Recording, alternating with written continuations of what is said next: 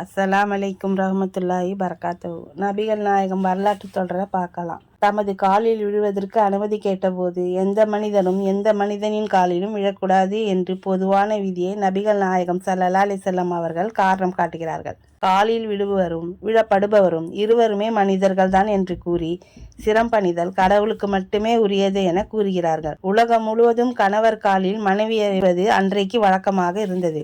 அதையே நான் அனுமதிக்காத போது என் காலில் எப்படி விட நான் அனுமதிப்பேன் என்று கேட்டார்கள். ஆன்மீக தலைவராக இருந்து கொண்டு இந்த சீர்திருத்தத்தை முழுமையாக அமல்படுத்திய ஒரே தலைவர் நபிகள் நாயகமே. எனது அடக்கத்தலத்தை வணக்கத்தலமாக ஆக்கிவிடாதே என்று மக்களுக்கு தெரியும் வகையில் இறைவனிடம் நபிகள் நாயகம் ஸல்லல்லாஹு அலைஹி வஸல்லம் அவர்கள் பிரார்த்தனை செய்தார்கள். நூல் அகமது 7054. எனது அடக்கத்தலத்தில் எந்த நினைவு விழாவும் நடத்தாதீர்கள்.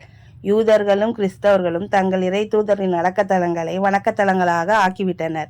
இதனால் அவர்களுக்கு அல்லாவின் சாபம் ஏற்படும் என்று தமது மரணப்படுக்கையில் நபிகள் நாயகம் ஸல்லல்லாஹு அலைஹி வஸல்லம் அவர்கள் எச்சரிக்கை செய்தனர்.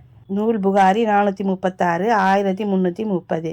நபிகள் நாயகம் ஸல்லல்லாஹு அலைஹி வஸல்லம் அவர்கள் இவ்வாறு எச்சரிக்கை செய்யாவிட்டால் அவர்களின் அடக்கத்தலத்தையும் உயர்த்தி கட்டியிருப்பார்கள் என நபிகள் நாயகத்தின் மனைவி ஆயிஷா ரலியல்லாஹு அன்ஹா அறிவிக்கிறார்கள். நூல் புகாரி 1330 1390. 14 நூற்றாண்டுகள் கடந்த பின்னரும் அவர்களின் அடக்கத்தலத்தில் இன்று வரை எந்த நினைவு நாளும் அனுசரிக்கப்படுவதில்லை.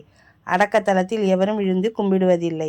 இந்த அளவு தெளிவான எச்சரிக்கை விடுத்து மனித குலம் முழுமைக்கும் நம்புவதற்கு ஏற்ற ஒரே தலைவராக நபிகள் நாயகம் ஸல்லல்லாஹு அலைஹி வஸல்லம் அவர்கள் பிரகாசிக்கிறார்கள். இன்ஷா அல்லாஹ் இதன் தொடர்ச்சி அடுத்த தொடரில் பார்க்கலாம். ஜஸாக்கல்லாஹ் ஹைர்.